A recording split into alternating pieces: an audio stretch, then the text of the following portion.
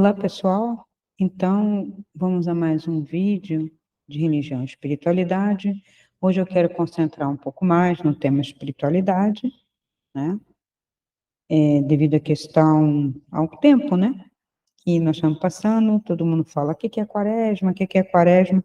A quaresma, sim, é um período, não especificamente da religião católica, ficou associado, né, à religião católica devido ao crescimento, né, do cristianismo, mas diversos outros sistemas de religião ou de prática que derivam, inclusive, do hemisfério norte, a maior parte, tem um período, né, entre o inverno, o final do inverno, para começar a primavera.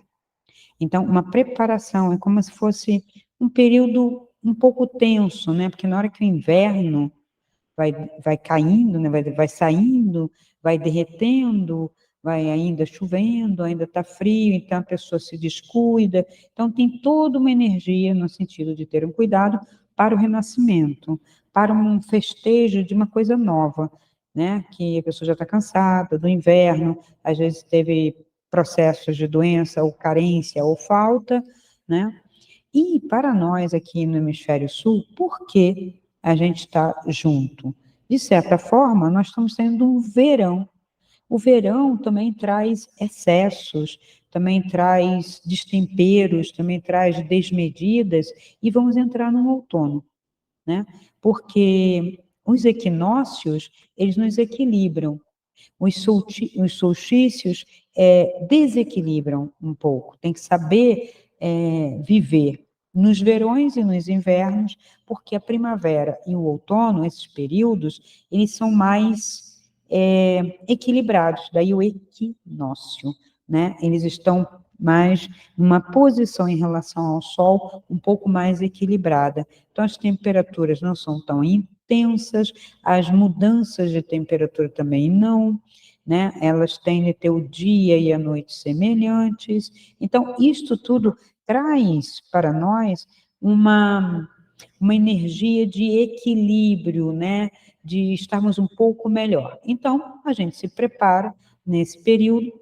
A gente tem um renascimento, quer você acredite na ressurreição ou não, que você acredite numa religião ou não, há um período tenso que é bom se preparar, né? Que são 40 dias, 40 é um número constante e tem uma numerologia, tem uma energia específica, 4 vezes 10, ou, né, relacionando também a questão de um período mínimo para uma transformação, a neurociência vai trabalhar com isso, vai comprovar que 40 dias você consegue mudar com, vamos dizer, uma certa tranquilidade, um hábito, deixar alguma coisa ruim, acrescentar algum hábito positivo, menos de 40 dias, porque é um tempo de neuropeptídeos aí, né? Eles conseguiram ver a questão hormonal, a questão bioquímica do cérebro,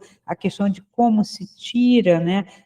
Como se elimina parte desses gatilhos. Eu falo mínimo, não falo total.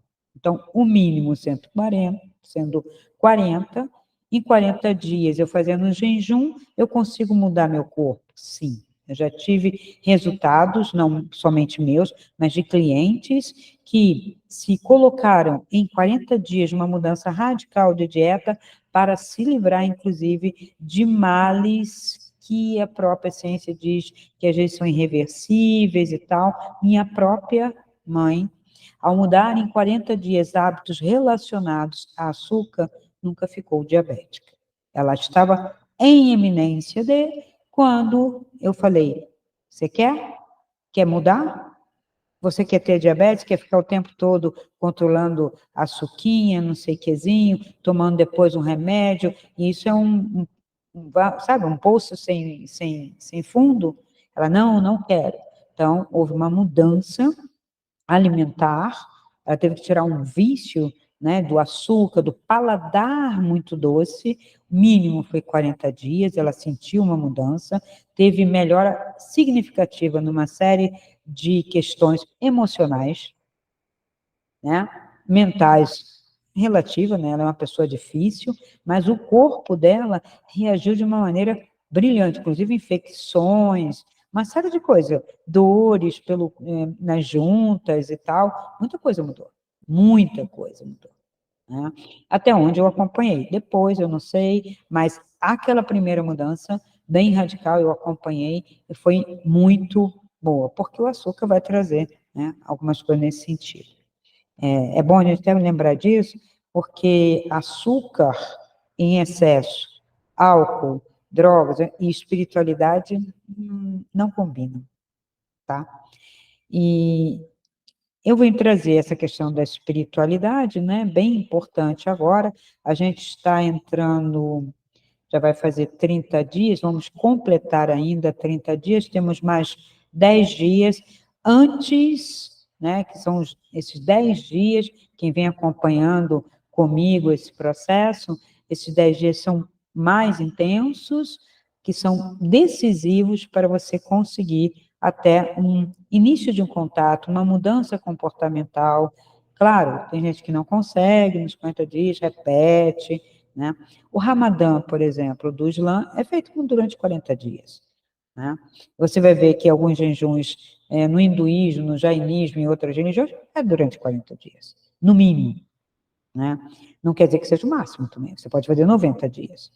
Você pode fazer períodos de 40, 30, como espera, não para retornar hábitos, mas aí depois mais 40, então você tem uma limpeza, uma mudança no seu sistema, né? Porque a gente não pode esquecer, religião e espiritualidade, tá? Não é uma coisa abstrata, aérea, de textos, mitologias, né? Que o pessoal mais materialista acha que é isso, né? Ah, você está viajando na maionese, a religião não existe, tudo é mito, isso era um tempo antigo lá, né? Dos homens das cavernas, e não é nada disso, né? Tem a ver com corpo, saúde, sistema, etc, etc.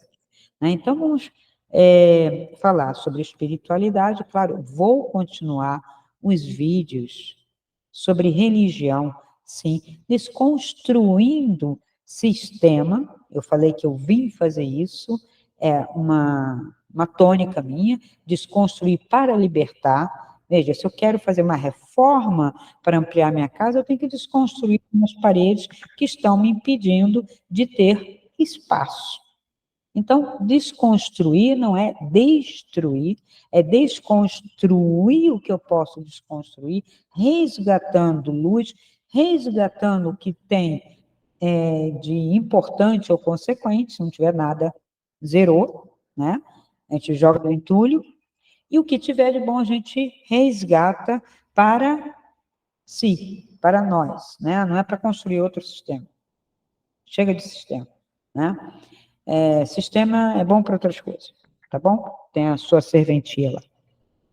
Então, como a religião, eu vou voltar, né, nisso, é um sistema de crenças, práticas, rituais, associados a uma instituição, uma comunidade, a um grupo, nunca vocês vão ter uma coisa geral, embora todas queiram dizer, todas não tanto, tá?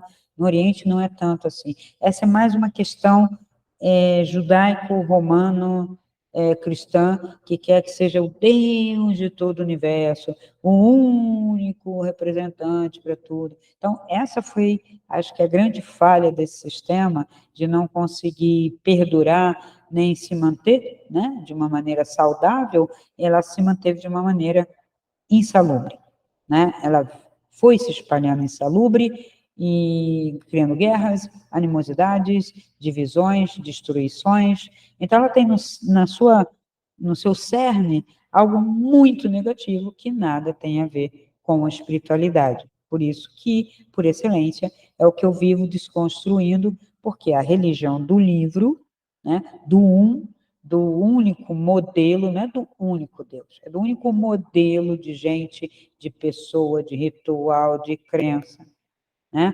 E eliminando todas as outras formas de contato, de espiritualidade ou mesmo de religiosidade, em detrimento de um controle único. Eu já falei no vídeo anterior sobre a experiência desse monoteísmo o que aconteceu no Egito Antigo, né? Conflitos, destruições, revoltas, pobreza, né? Toda vez que você tem um modelo muito fechado, único, você reduz, óbvio. O ser humano tem uma abrangência, tem uma complexidade que não dá para encaixar numa caixa só, num modelo só, tá? Daí a pergunta filosófica: quem somos nós? O que somos nós? De onde viemos? Para onde vamos? O que estamos fazendo aqui? Perguntas que estão há séculos e milênios na cabeça de todo ser humano, um pouco mais consequente, tá? Que tem um pouquinho mais de reflexão sobre a realidade, né? Não é, vamos dizer, o homem coelho, homem, quando fala homem e mulher, coelho, que vive no nível da sobrevivência animal, ou mesmo um pouquinho além, buscando um controle, uma proteção, né? Um pouquinho além, né? Então, o homem, quando a gente considera humano, diferenciado do animal, né? É quando ele começa a questionar, quando ele começa a transcender, quando ele começa a olhar mais amplamente para além de uma realidade muito reduzida, física. Aí sim, esse homem é um homem, e aí vem indagações. No animal não vem indagações, né? No homem coelho não vem indagações.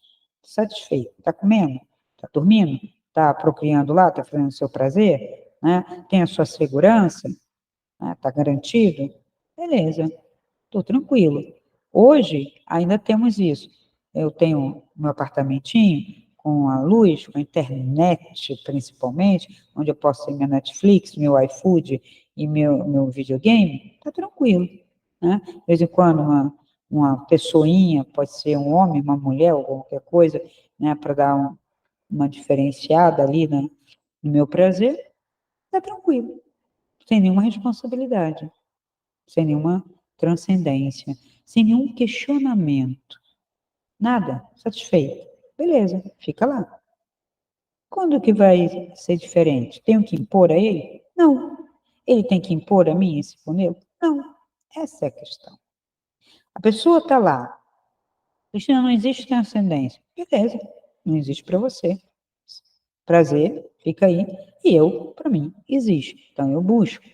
Então, assim, essa coisa de impor um ao outro como tem que ser, tem que impor, né? Por isso que eu digo, não tem que ir para a rua ficar pregando, né? Raça de víboras, vamos todos, né, seguir esse modelo, não adianta. Nem político consegue, nem pelo meio ambiente, que dirá para uma religiosidade. Então, tudo isso aí é muita vaidade, é muita imposição, muito orgulho, muito controle. Cada vez que eu vejo, olha, eu vejo ali uma pessoa, uma dupla, geralmente é uma dupla, né? Não pode ficar sozinho, né? Quando é sozinho é meio louco, né? Aquele de Bíblia debaixo do sovaco que fica comigo, megafone falando, isso é meio louco. Geralmente são dois que estão lá, o Testemunho de Jeová, aí dois que são o da Assembleia de Deus, aí aparecem dois que são do Jesus Cristo dos Santos dos Últimos Dias, dois do quarto homem da fornalha, né? Ou um grupeto, querendo fazer o quê?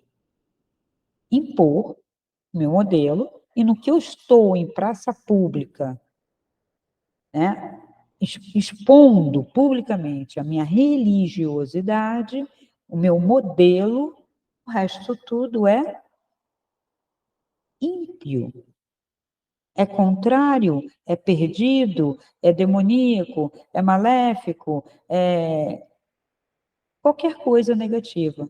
E o grupo, ou os dois, são os positivos. Então, isto não tem nada a ver com espiritualidade. Tem a ver com o sistema que coloca os seus soldados em dupla na rua para estimular controle. Né? No caso policial, ele visa controle mesmo. Mas no caso dos religiosos, é o quê? Né? Fazer a cabeça. Vamos lá, dois para fazer a cabeça, traz mais gente para cá, traz mais gente para cá. Então, isso não tem nada a ver com a espiritualidade, isso tem a ver com esse sistema aqui, essa terra não, esse mundo criado pelos homens. Qual é o mundo criado pelos homens? A natureza? Não. A terra? Não. O corpo humano? Não. Sociedade. Civilização. Então, tem modelos de civilização um pouco mais humanos, mais transcendentes, mais abertos, intelectuais, e tem os terrivelmente fechados, né, opressores, até hoje. Até hoje. Porque religião e política não se separam, porque são sistemas.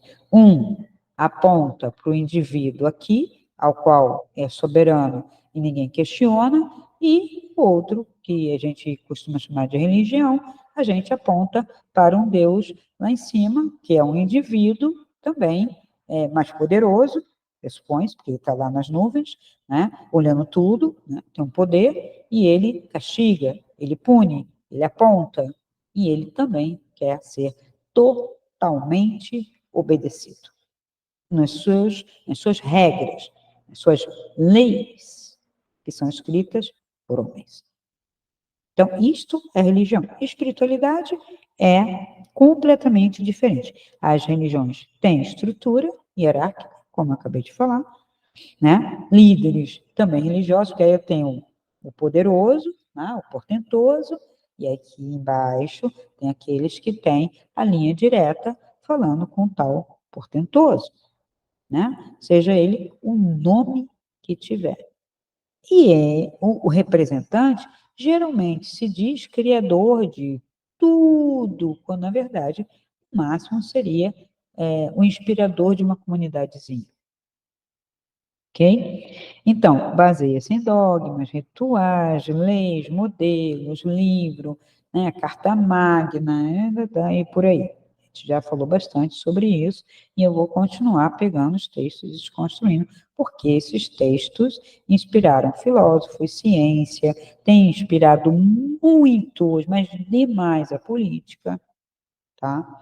Tanto a política liberal, chamada de direita, quanto a política da esquerda. São duas faces da mesma moeda, todos os dois são extremamente religiosos, todos os dois são extremamente limitados, todos os dois são extremamente falaciosos, então um não muda nada em relação ao outro, né? E não é isenção, e não é centro, é fora, né?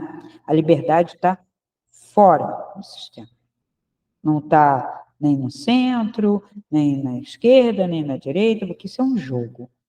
A espiritualidade é fora, a liberdade é fora. Não sigo moda, não sigo tendência, não sigo ideologias, né? Eu tenho contato. A gente vai ver, então, o que é essa tal espiritualidade, né? Então, a espiritualidade é uma busca individual. Eu, indivíduo, aquilo que não se divide, quando eu consigo ser eu mesma uma só. Então, por que não se faz com ego, como eu disse? Como é que algumas pessoas que acham que lidam com espiritualidade ou psicologia dizem que o ego é importante? Está usando a palavra no sentido errado. O indivíduo, o ser, o ontos ou o ente faz o caminho. Ele pode ser indivisível. Ego não, gente. Ego eu escuto a mesma desculpa, né? Por que você não fez? Por que você não faz? Por que você fica criando essas fantasias? Eu escuto as mesmas desculpas de pessoas que não combinaram entre si, com idades diferentes, em países diferentes. Quando você tem a mesma resposta em todo lugar, né, de um erro, uma justificativa para um erro, para um mal-estar, é egóico. Está se repetindo por eco. Porque a resposta da experiência individual é completamente diferente. Tá? Ninguém vai dizer que é a mesma coisa. Então, quando eu vou falar de espiritualidade, eu tento abranger a experiência. É mais difícil do que quando se fala de religião, porque está dentro da caixa. Agora eu vou falar de algo que está fora da caixa. Então, o indivíduo busca significado, propósito, conexão com algo maior do que ele mesmo, porque ele percebe algo que ele não consegue definir e que a gente pode especular com diversos nomes, que também não define. Dar nome não é definir, é denotar, é dar nome. Eu digo folha, você fala folha. Aquela coisa ali verde, você fala, então isso que tem essa forma e é verde é folha? Aí eu olho para uma folha comprida e vermelha, não folha, folha também. Então eu não sei o que é folha. Entende? Então definir é muito mais amplo e é difícil. Nomear, é dar nome. Né? Então a gente vai nomeando. E nisso que vai nomeando também, a gente vai pegando um sacão, né, ou um potezão, e vai enfiando um monte de coisa ali dentro. Né? Aí tem as ciências que estudam a parte da física, né, que é a física. A gente tem a metafísica e tem a física. A metafísica é que tudo aquilo que vai para além do físico. E o que vai para além do físico é aquilo que a gente não consegue dizer. Não posso falar alma, porque alma é nome. Não posso falar espírito, porque espírito é nome. Não posso dizer energia, porque energia é nome. Então, é algo semelhante, que se parece com energia, porque hoje a gente conhece e utiliza energia.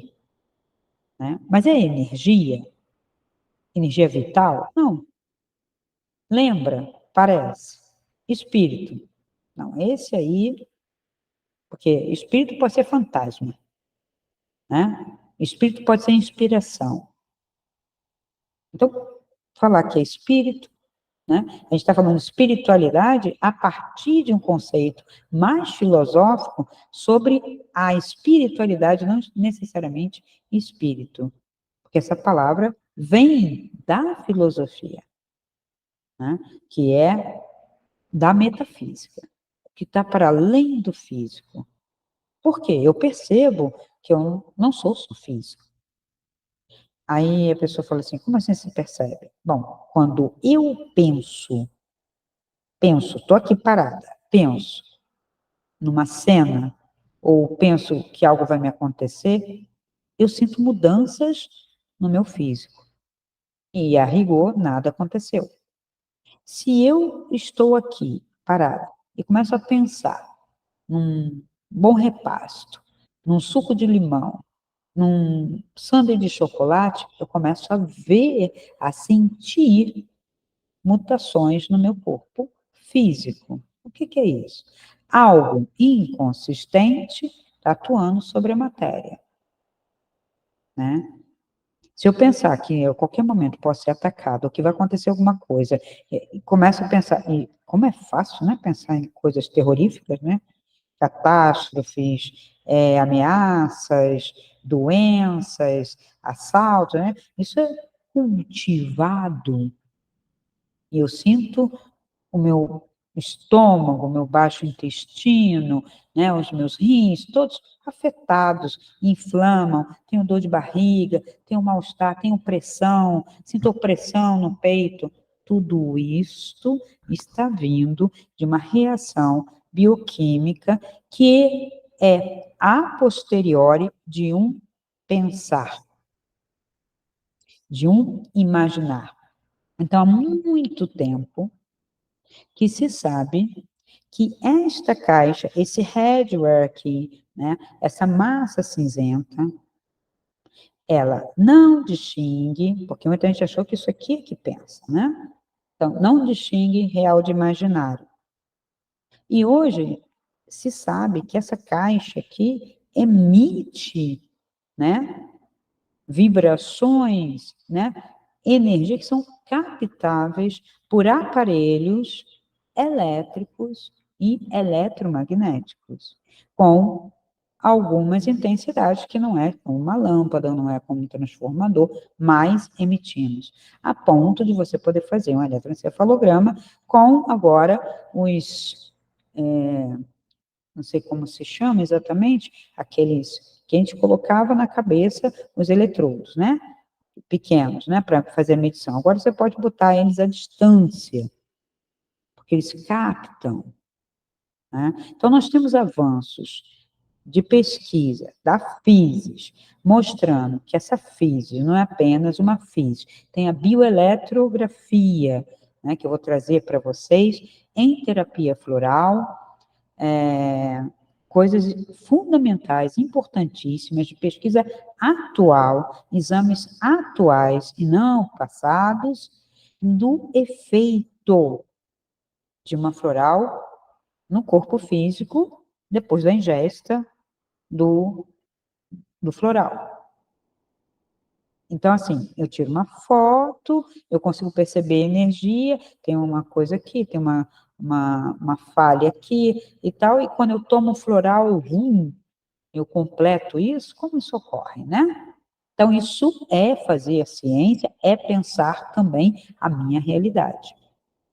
Então, quando eu estou buscando, né, individualmente, significado, eu tenho que saber, isso aqui é um corpo, unidade carbônica, tá? Então, estudo é importante para a espiritualidade. Não é sem estudo, tá? Mas também, com calma, eu não tenho que estudar tudo da ciência para poder fazer esse caminho. Eu tenho que ter uma noção. Tenho que ter o propósito. Cadê meu propósito? Eu me conecto com o quê? Eu sinto que tem coisas que não me dizem respeito. O que é isso? Quando eu olho para coisas erradas, violência, desprezo, desamor, desvalorização do ser humano, sabe? Subjugação, uso, né? Opressão, aquilo fere meu sistema. Eu não tenho conexão com aquilo. Então, quando eu vejo lugares, sociedades, pessoas que têm amor, que têm gratidão, que têm conexão, que pensam, né, ecologicamente, então, tudo isso me diz respeito. Então, eu começo a perceber que algumas coisas ressoam comigo e outras não. Algumas músicas ressoam, outras não. Umas imagens ressoam e outras não. Beleza, eu tenho que ficar com o que ressoa comigo. Então, por isso que não tem essa coisa de modinha. Houve um tempo, né, eu era bem nova, que começou um negócio de rock e tal, havia umas músicas, umas chansões, né, que não eram músicas brasileiras, vinha música italiana, música francesa, música americana e tal, não vinha para ver, não vinha muita música alemã, não vinha muita música de outros países, vinha muito esses grandes centros, né, essas modinhas. Algumas coisas até ressoavam, outras não. Aí, assim, você é jovem, você tem que seguir os hippies, tem que gostar de rock, depois tem que gostar de heavy metal, de rock pesado. Eu falei, por que eu tenho? Eu não gosto, me faz mal. Sei lá, fico nervosa, me sinto mal, meu sistema se afetava muito. E tem pessoas que escutam por escutar. E eu vi na minha casa, né, meus irmãos começaram a escutar, porque tinha que escutar. E eu falava, você gosta mesmo disso? Não se trata de gostar ou não gostar, tem que escutar. Também tem isso, né? Tem que gostar, tem que vestir, tem que fazer. Mas nada, gado, carneirada. Aí eu falei, peraí, eu não sou isso coletivo. Eu não tenho que fazer porque os outros fazem e ferir meu sistema. Eu não vou comer coisas que não ressoam comigo ou que me fazem mal só porque todo mundo está comendo ou porque todo mundo está bebendo. E também essas coisas não. E o sistema também não. Né? Sistemas políticos ou religiosos não ressoa comigo. Então eu tenho que ter essa percepção como indivíduo. O ego vai sempre copiar. O ego quer pertencimento, quer solidariedade, todos juntos, na mesma, todo mundo dar a mão e afundar no mesmo poço. Beleza, estamos afundando, não afundo sozinho. O caminho da espiritualidade é individual. Então, eu não vou carregar ninguém, nem para baixo, nem para cima, nem para lugar nenhum. Carregar, não carrego. Posso inspirar, posso auxiliar, posso mediar, mentorar, ensinar, mas jamais eu consigo fazer, né? A gente não faz isso como professor, não consegue colocar todo o conhecimento na cabeça de ninguém. Cada um vai acessar e absorver o que quer absorver ou acessar. E na espiritualidade, pior, muito mais distante, tá? Mas a gente pode inspirar. Então, eu busco algo, o indivíduo busca algo que é maior que o quê? Maior do que essa dimensão, que vai daqui até a minha ponta do pé, mesmo a minha energia que eu percebo, eu quero algo para além. Eu olho para o universo e falo, nossa, é muito vasto. Só olhar para o céu à noite, hoje está mais difícil, principalmente nas cidades, mas no meu tempo eu ainda conseguia olhar para o céu à noite, até em Petrópolis, eu conseguia olhar e falar, uau, né? Tem muito espaço, tem muita estrela, deve ter muitos planetas, astros, asteroides, isso e aquilo, cometas. Então, é fantástico. E se eu sou tão ínfimo, mas eu consigo contemplar e me conectar com algo tão vasto, eu não sou somente esse alfinete aqui, tá? Então, a espiritualidade, ela vai dando esses sinais, assim, são os questionamentos, são os incômodos, são algumas dicasinhas, vamos dizer, sinais que vai fazendo com que o indivíduo se encaminhe para distanciamento das massas, do coletivo, comece a buscar algo. Cuidado, porque o sistema vai dizer, ai, mas isso pode ser um autismo, isso pode ser uma crise de depressão. Vamos diferenciar bem as coisas, né? É voluntário.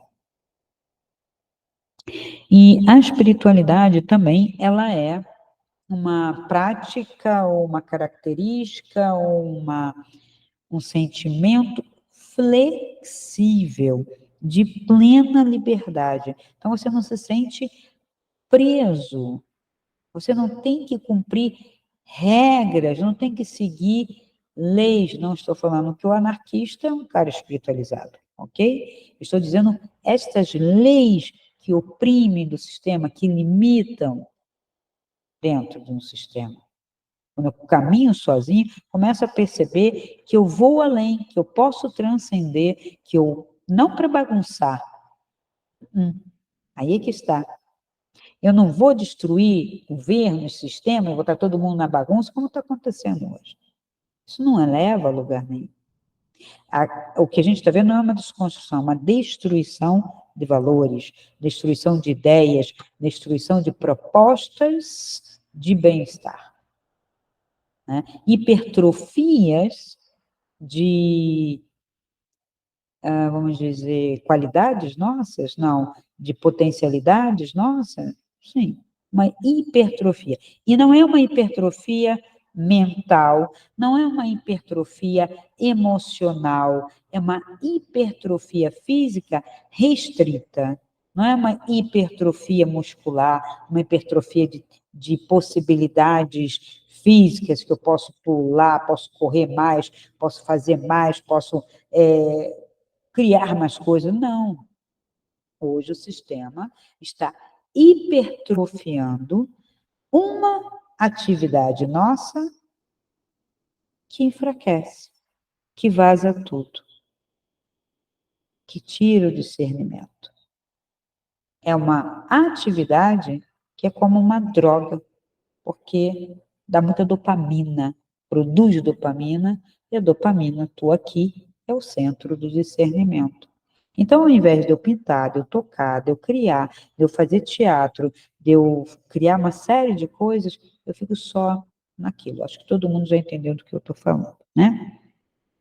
Então, a espiritualidade, ela é livre, é individual, e eu posso, né? Eu vou buscar alguém para me ajudar, porque eu estou ali, eu preciso de uma direção, né? Para dar conta né, dessa minha transcendência, de iniciar o caminho, estou pronto, estou preparado, e aparece. Pode ser um mestre, pode ser um guru,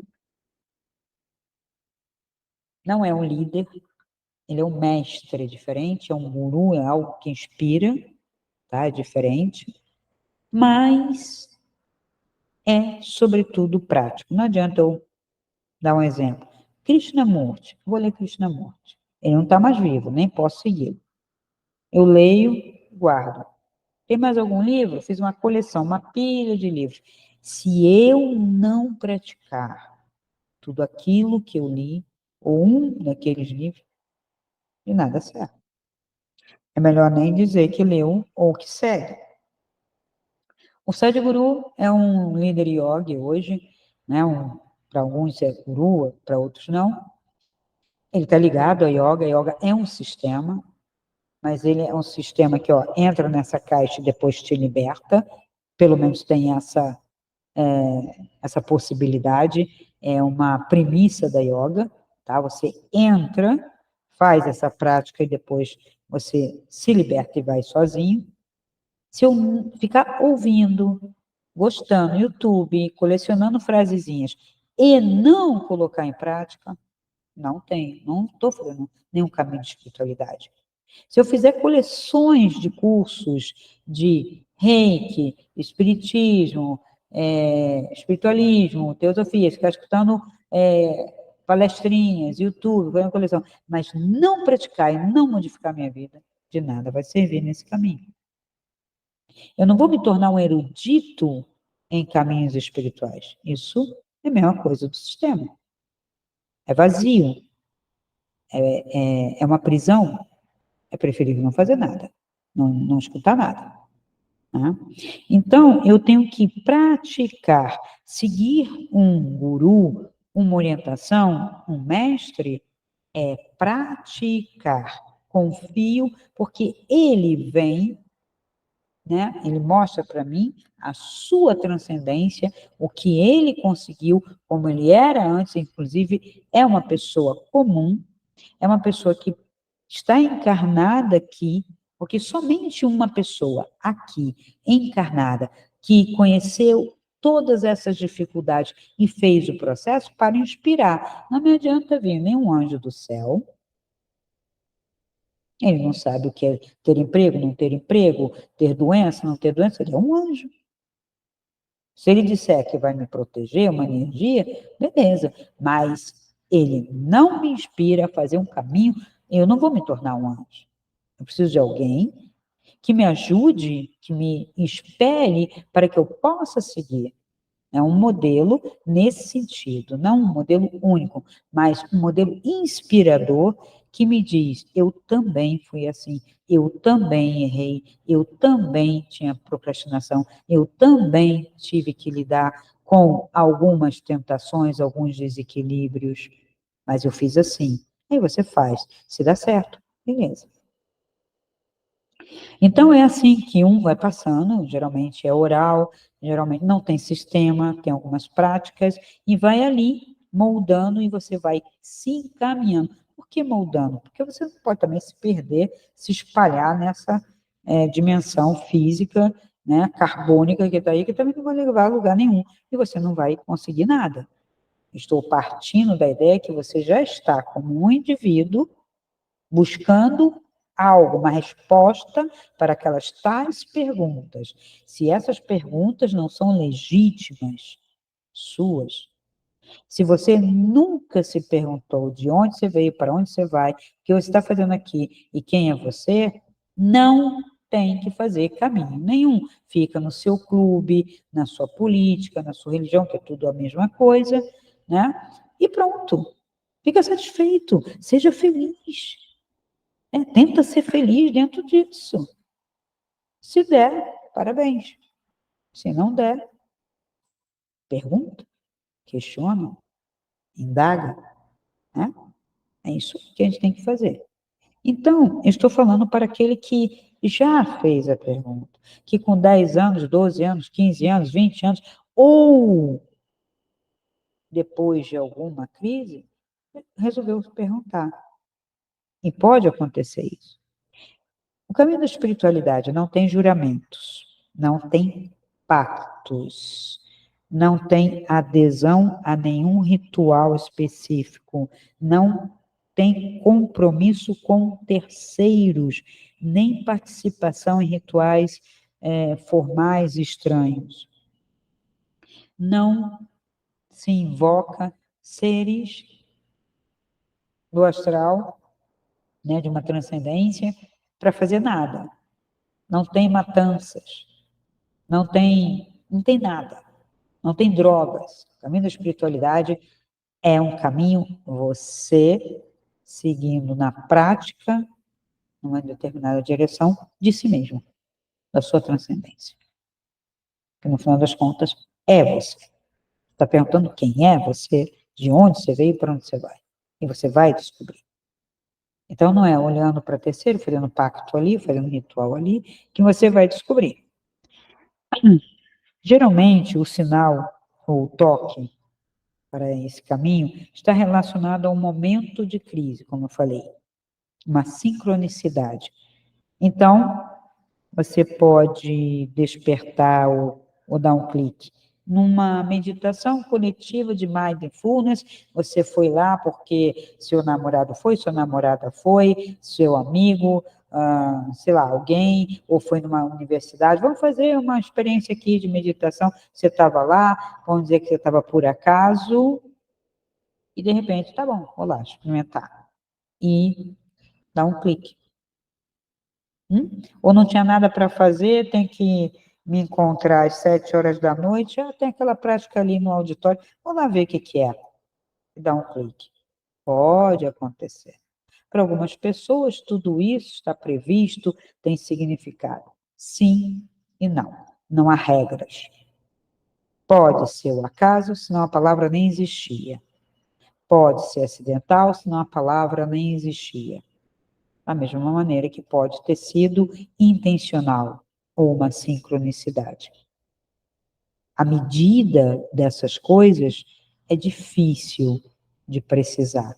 Então, cabe ao ser humano um pouco mais humilde parar de querer dizer ou que tudo é determinado ou que tudo é aleatório.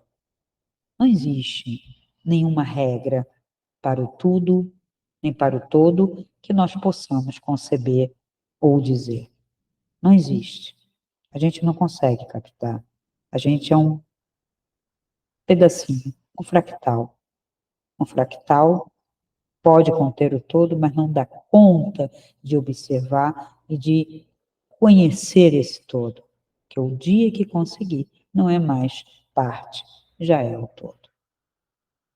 Então, eu posso também ter um clique ao fazer uma contemplação. Estou lá na praia, pensando na minha vida, e de repente o pensamento começa a se esvair. Eu começo a ver as ondas, o pássaro, como desmancha na areia, sinto aquele cheiro, começo a ver o horizonte. Então, quando eu começo a fazer uma contemplação, já não nomeio nada, apenas observo, sinto, ouço, eu posso ter um clique. Que aconteceu, inclusive, com o físico, que ele descreve, aliás, vários físicos descrevem isso. O Carl Sagan, o Fritjof Capra, David Bohm, tem vários, o Wolff, o Goswami, Amit Goswami, vários têm o próprio Chopra, né?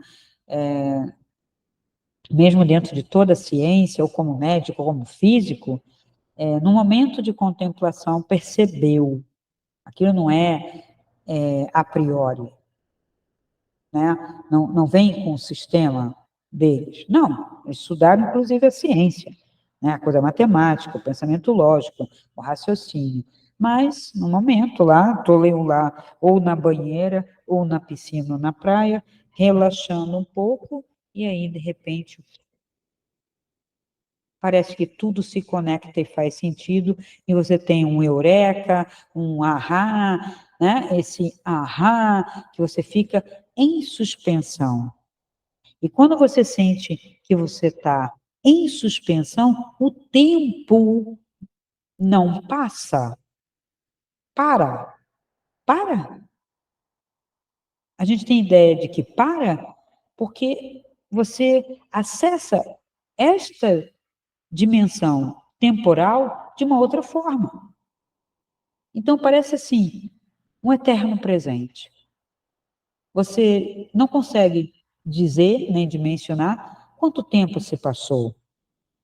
Você pode pensar, nossa, foi 1 minuto, e você vai olhar no relógio, perdeu a hora, eram 30 minutos passados. Você não tem essa noção.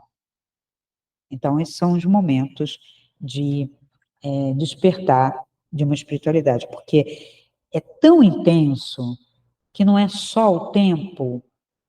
Isso eu estou falando você aqui no corpo, tá? Não estou falando fora do corpo, não. Estou falando você contemplando alguma coisa, né? Natureza, um mar, uma montanha, você está ali, né? Despretensiosamente, relaxando só, descansando, dando um tempo. E começa a contemplar toda essa beleza, essa dimensão, você fica ali. Então, se você não interferir, se você não entrar com a sua mente discriminatória, apenas observar, contemplar mesmo, você vai ter uma experiência.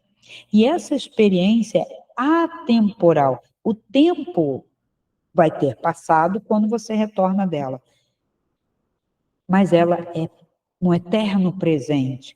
E ela vai trazer não só a conexão, vai trazer essa questão, essa experiência temporal atemporal, e vai trazer para você também uma participação e completude de todo aquele sistema que você está observando, como se você fosse a árvore, ou o mar, ou a areia, ou tudo que você está vendo, é você e você é aquilo tudo.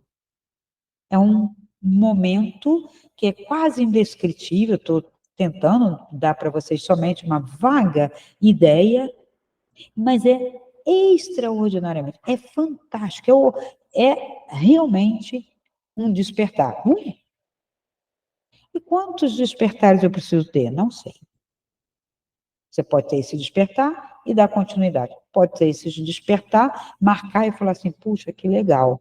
E tentar voltar naquele lugar ou em lugares semelhantes para repetir, não vai conseguir, porque cada experiência é única, ela não se repete, ela não é uma experiência científica de laboratório. Ainda que algumas experiências se assemelhem, não são iguais. As minhas experiências fora do corpo, seja por causa de uma EQM, né, de uma cirurgia, de uma situação de risco, ou as experiências em que eu aprendi a me projetar, ao me projetar, não era a mesma coisa, do mesmo jeito, eu via tudo igual. Não, não, não, não. Não, não é assim, não é sistema. Tá? E é por isso que é tão intenso, tão libertador, tão cheio de significado. É quando você também acorda cada dia na surpresa. Como vai ser hoje? E você pode até fazer uma projeção. Hoje eu vou ganhar um presente, hoje eu vou ter uma surpresa positiva, hoje tudo vai sair certo. Mas, apesar disso, você tem que abrir um campo, né? Abrir mesmo esse campo para as possibilidades, para todas as imprevisibilidades que não estão previstas por você, mas que podem trazer a você muito mais conteúdo, muito mais resposta, muito mais sentido do que você determinar seu dia, como muitas pessoas fazem. Não que eu não determine alguma coisa, eu posso fazer uma meditação pela manhã de gratidão, de contato, e determinar genericamente, tudo vai ser ótimo, vai ser bom, surpresas agradáveis, coisas boas acontecem, vão acontecer, pronto. Eu não posso determinar, porque aí eu estou precipitando e, às vezes, estou impedindo a mim mesma de receber algo maior do que aquilo que estou reduzindo, porque sempre a minha visão daqui será menor e limitada de acordo com a minha capacidade mental, emocional e da minha unidade carbônica, né? Se eu estou com ego, então, ferrou. Então, eu posso também despertar ou ter esta transcendência com pessoas. Há pessoas, encontros, que abrem, vamos dizer, um portal dimensional num determinado momento do encontro que marca. Então, eu estou com uma pessoa e, de repente, passado, presente, futuro, alguma coisa, um campo se abre, eu percebo a conexão que eu tenho com aquela pessoa, eu começo a perceber que somos mais, e eu com aquela pessoa, isso pode acontecer até numa relação de amor, a coisa é completamente diferente, e quem já viveu sabe que estou falando, não é uma relação sexual, não é um tranca para ter um orgasmo, não estou falando disso, estou falando de conexões que transcendem e que a energia sobe e amplia o mental emocional e não desce para um prazer carbônico imediato, né? Então, a transcendência, o toque para a espiritualidade com pessoas é mais raro, tá? Porque ou é uma chama gêmea, ou é uma pessoa que tem uma conexão muito afim com você, já tiveram algumas vidas, então vem aquele insight, aquela lembrança, aquilo tudo se processa num espaço-tempo atemporal, ela geralmente impregna o ambiente daquela energia, se tiver gente perto vai perceber, se for um momento íntimo, o ambiente inteiro vai ficar impregnado daquela energia, mas se esgota, porque é apenas um momento, um despertar. Ele é único, atemporal, permanece eterno na sua lembrança, na qualidade de ser daquele momento, de ser este momento, mas quando você retorna para cá, para essa realidade linear, né, de temporalidade linear, ele fica somente na memória que você viveu. E é difícil dizer. E mesmo que você conte, as pessoas vão fazer, ah, que legal. Ah, legal. Ou eu não estou conseguindo entender. Não, isso não faz sentido. Entende? Então, até para partilhar, você tem que saber com quem partilha, né? Bom, dando continuidade, então, vamos ver, né, já que a gente faz um caminhozinho bem racional para ajudar nesse processo, para poder dimensionar e não escorregar demais, né? Qual a origem disso que a gente chama espiritualidade, né? Estou usando esse termo, gente, porque é o que melhor se adequa a esse contexto de coisas que eu estou falando, tá? Essa experiência de transcendência, tá? A origem, isso vem desde do Paleolítico. Então, isso está com o homem, vamos dizer, como sapiens, talvez até um pouco antes, tá, gente?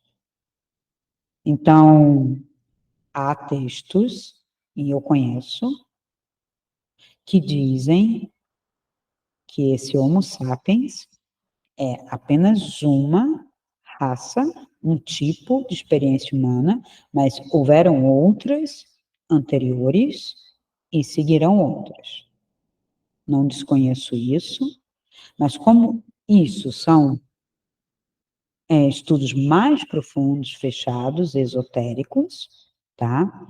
Eu quero trazer para a pessoa comum que não tem acesso a esses textos, que é difícil, a espiritualidade na prática. Não quer dizer que eu não conheça a teosofia, que eu não conheça a doutrina secreta, que eu não conheça o ocultismo, mas isto é para quem quer aprofundar outras coisas. que eu também posso aprofundar, conheci várias pessoas estudiosas, palestras de teosofistas, e conheciam toda a obra tal, tal, tal, mas experiência zero. Eram eruditos da espiritualidade, do ocultismo, né? Mesmo em magia, tem gente que coleciona grimórios e não faz uma magia. Então, vamos começar pelo simples, para a gente fazer a prática.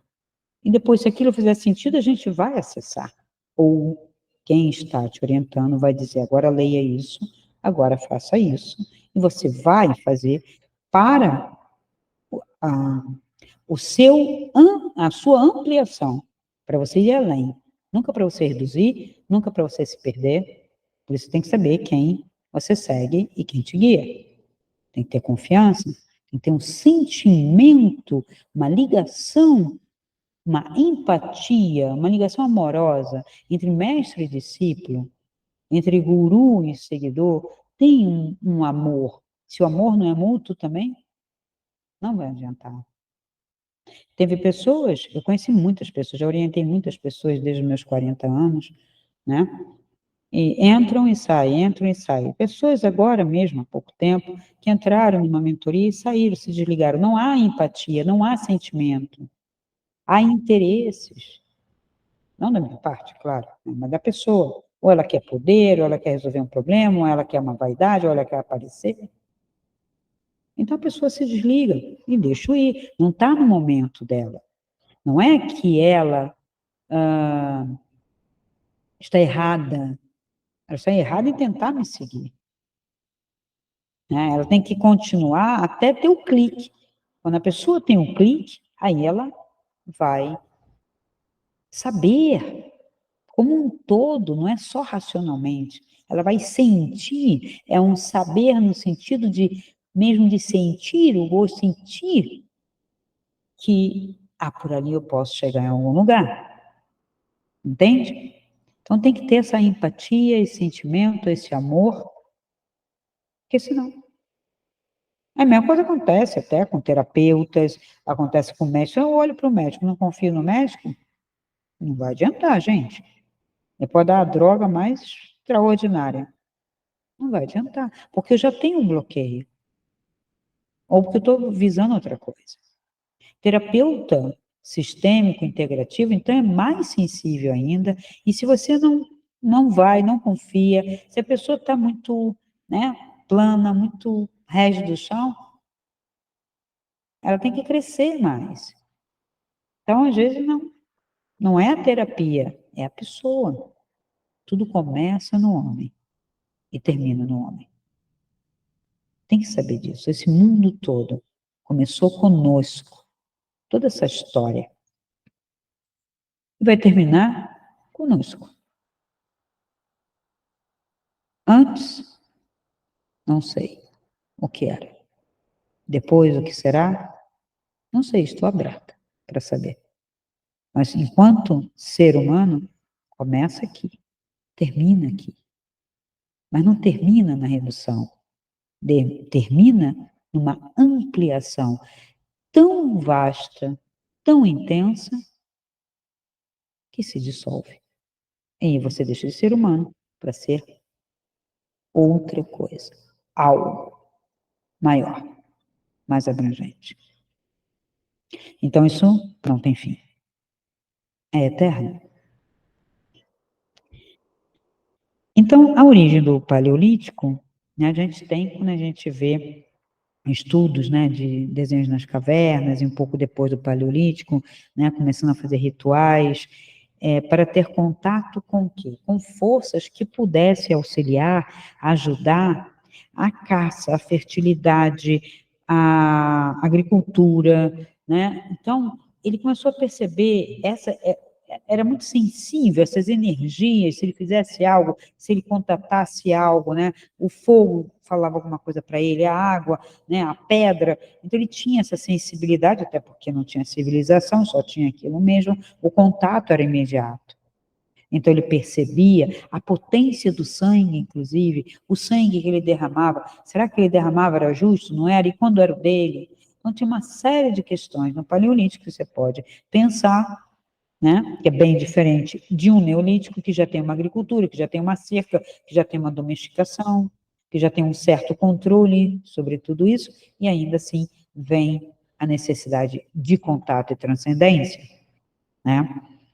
Então, com a evolução cultural, sistemas foram desenvolvidos, mitologias foram criadas, histórias, mitologias são narrativas. A Igreja Católica, o judaísmo são mitologias. Eles se baseiam em mitologias. O Cristo não veio contar nenhuma história dessa. Ele contou histórias exemplares, ensinou algumas coisas muito transcendentes e muito práticas, enfiaram a mitologia judaica dele sem ele pedir. Então, o cristianismo não era nem para ter essa mitologia. Mas depois os padres começaram a criar também o santo tal, o santo tal, o santo tal, fez esse milagre, aconteceu isso, e tudo invenção. As mitologias são mais arquetípicas. Essas histórias de santa, tudo muito misturado. Né? Se eu for peneirar ali, então a gente tem que ter essa noção.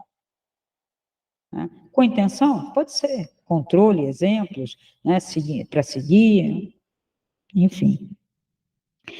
E quando eu falo, né, desses sistemas, dessas mitologias, foram começando a criar religiões. Aí entra o homem, criando civilizações, essas civilizações precisam de controle, precisam de uma ordenação. Aí a política poderia ter entrado com a religião livre, em alguns lugares aconteceu, em outros não, em outros momentos não. Né? Na Babilônia diz que tem, né, já no final, né, não no início da Babilônia, mas mais para o final, né, a gente chama final porque a gente sabe que terminou, né? Então, o Código de Hammurabi, que ficava pregado lá, que todo mundo tinha que saber, ficava escrito na pedra, não poderia haver deturpação, que tinha regras e regras e regras, e regras. Claro, recebia gente de tudo quanto é lugar, cada um era de um jeito, então aqui se faz assim, aqui se faz assim. Então, vem todo um código que era moral, comportamental daquela região, daquela civilização, tinha um reino ali, tinha riquezas ali, pessoas, uma estrutura. Então, quem adentrasse ali tinha que seguir aquilo, não seguindo, fora, rua. Então, vem as expulsões. Daí que o Abraão foi expulso. Não se adequava àquilo. Daí vai para o deserto. E aí vai. Bom, então, indivíduos sensíveis também com poderes começaram a acontecer. Em todos os momentos, né, do que a gente pode chamar até pré-civilizatório e depois pós a civilização, há pessoas que trazem algumas características que eu chamo de portentos, né? Capacidade de ver, capacidade de ouvir, capacidade de mexer com determinadas energias e fazer acontecer. Seres humanos. Não estou dizendo que não há outros seres que possam fazer contato conosco, mas o nosso foco é o ser humano. Ou, pelo menos, se você se tornou humano, é um ser humano. Se você adentrou a humanidade carbônica humana, é um ser humano. Não tem diferença. Você não tem inadequação. Isso aqui é muito complexo para entrar um ser que não tivesse nada a ver. Isso é uma energia que pegou um corpo humano, né? Teve todo o processo lá do nascimento, ele já se adequou àquilo, tanto quanto. Agora, se ele tem lembrança, memória, saudade, sei lá, da nave, não sei o quê, isso é outra história, isso para mim cheira mais a história como mitologias, lendas, entendeu? Porque a gente não tem comprovação. O dia que aparecia um extraterrestre na minha frente, com poderes ou características diferentes, eu não sei nem como ele vai estar na Terra, porque se o corpo dele é de outro lugar, teria que ser um planeta muito igual ao nosso, para ele poder chegar aqui normalmente, conseguir respirar o nosso ar da nossa madeira, fazendo todo o processo, de combustão e de limpeza, liberando, né, o gás carbônico e absorvendo o oxigênio. Ele tem que me mostrar algo além, porque se vem de um lugar além, eu quero que ele me mostre algo além, que fale algo além. Não conheço. Por todos os relatos, eu pergunto, e aí? O que aconteceu? Nada. Só vejo sequestro, abuso, mexida que não dá resultado. Vejo relatos de EQM com um anjo ou um mentor que dá muito mais resultado em termos de saúde do que com essas coisinhas, que mexe, toda hora está lá na nave, mexe, e não adianta nada, a pessoa continua doente, a pessoa fica com câncer, a pessoa pega não sei o quê, pega uma doença séria, não está adiantando nada. Você não vai no médico para continuar doente ou piorar. Então, há relatos, a pessoa contar que foi no hospital fora, que tinha 6, e que realmente limpar, a pessoa volta e está realmente saudável, aquela doença não volta, aí sim, beleza? Constatamos, mas também a gente não sabe o nome, não sabe de onde é, não sabe descrever. Pode ser que sejam daqui, pode ser que sejam, né, os tais anjos ou devas daqui, né, porque isso aqui também não é só o ser humano. Mas se eu não sou deva, só posso receber essa ajuda, eu não sou anjo. E mesmo que eu fosse, eu tivesse sido, eu deixei de ser, e deixando de ser, já era. Já estou na qualidade de humano. E na qualidade de humano eu tenho todo um processo, um caminhar de humanidade. Então, se isto aqui é ser humano, veja, não é ser terráqueo, é ser humano. Então, não pode vir um ser que não sabe o que é ser humano falar para mim o que é ser humano. Os conceitos de ética, de moral, de certo e errado, pertencem a nós. Como é que eu vou saber se pertence a outros, à mesma sociedade? Não. Será? E se for, tem que cuidar dela. É exemplar? Resolveram? Vem aqui dizer, faz assim, assim, assim, assim? Hum? Consegue entender? Acompanhar o raciocínio? É só um raciocínio, tá, gente? É só uma reflexão para a gente ampliar um pouco, também não sair escorregando em qualquer ideologia, tá bom?